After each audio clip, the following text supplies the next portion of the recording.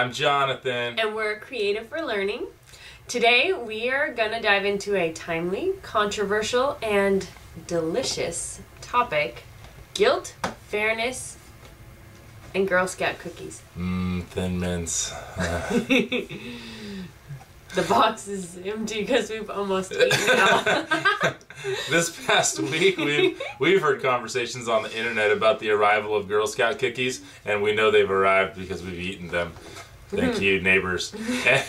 Someone online said that it was a fellow teacher, and so if you were a part of this other conversation, know that this is with complete respect and love, but we heard someone say that they buy cookies from everyone who asks because they want to be fair. And we wanted to dive into that topic today. We're going to talk about the guilt and the concept of fairness surrounding these sales, specifically Girl Scout cookies, because that's right now. But then also other school fundraisers, magazines, and jogathons, and whatever else you have where kids are coming up and asking for sponsors. What is fair?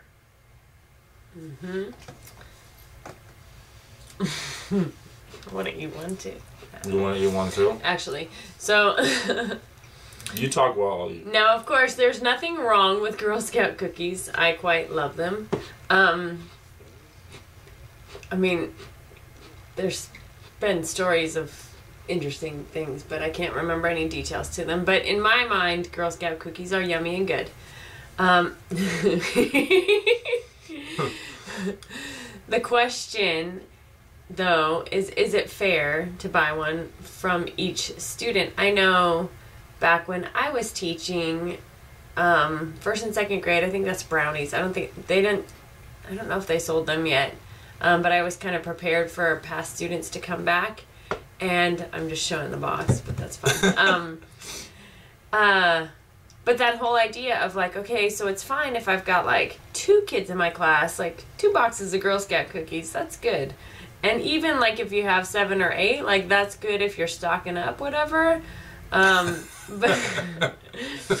if you're anything like me, that'll stock up right around my belly is what that'll do.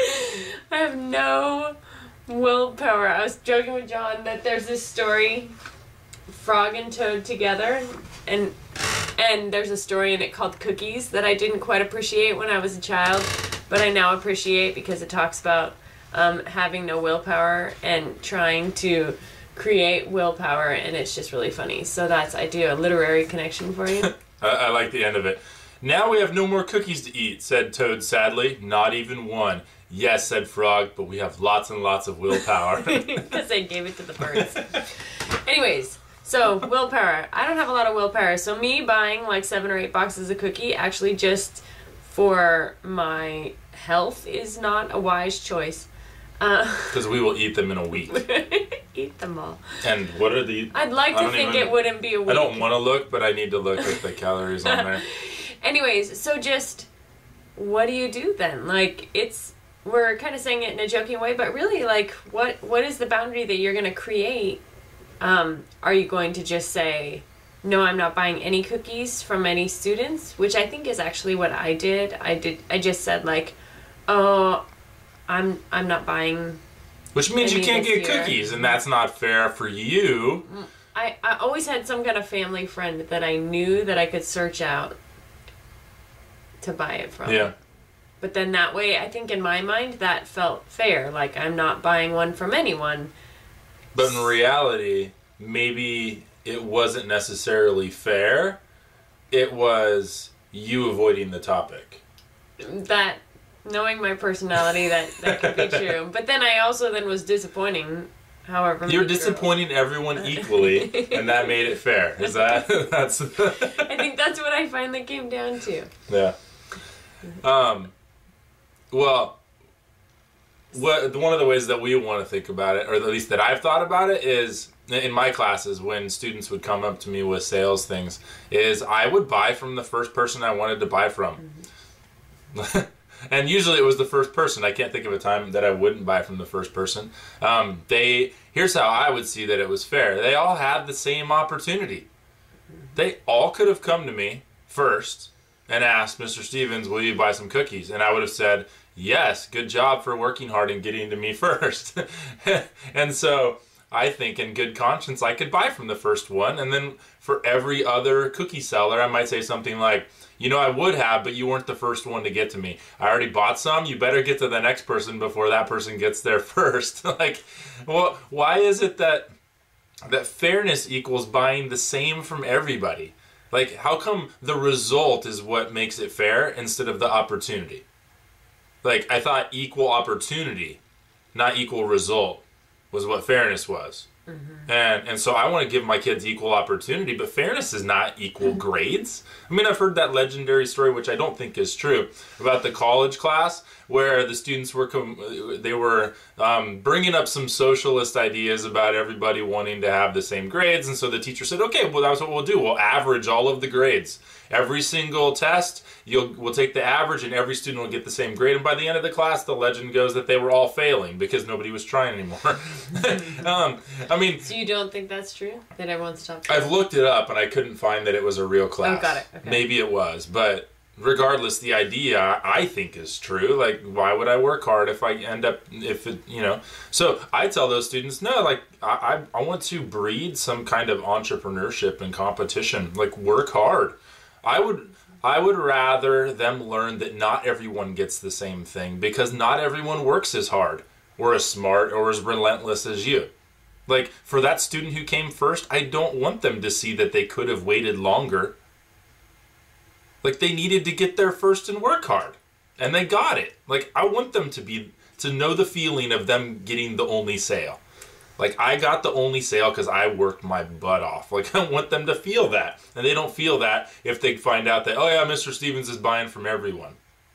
It doesn't work. And so I think that that's the part of fairness that I value more, is the opportunity side. But I'm open to ideas. But that's where I land. I'm kind of passionate about it too. It kind of is. So how young can we start with this with kids? So I think that it's important to start young. We were transferring, when we were having this conversation by ourselves, we transferred it over to just parenting and teaching our kids that we want to empower them to feel that, like, yes, you can work hard and you can get things done and have that feeling of accomplishment. And we want them to know that, like, the trophy goes to the persistent, the thoughtful, the gritty, the person who doesn't give up, and the early bird.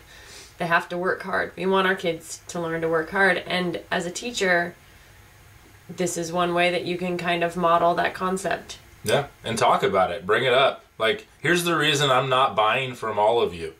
Because you were late. Like, you didn't get here.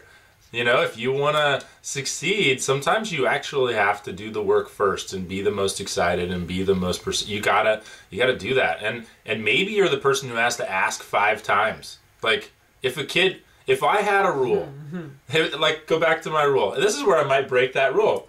Is I'll buy from the first kid, and if there's a kid who asks me every day for a week, I know you said no yesterday, but do you need more cookies? I'd probably buy more cookies from that kid. Are you done with your box? Yeah, because all the other kids, they just ask one time and then their job's done. Like, they've got this lazy side to them, and if this kid was putting in the work and hitting the streets and coming after me, when I finished that first box in 2 days, I would buy the next one from that kid. From that kid, the annoying kid. Yep.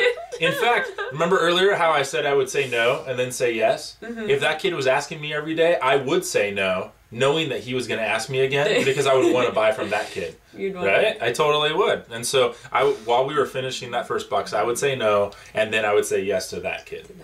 Because that's the kind of, now is that fair? I don't know if that's, maybe that's not fair, but I feel like it is. Like, they had the same opportunity to be awesome.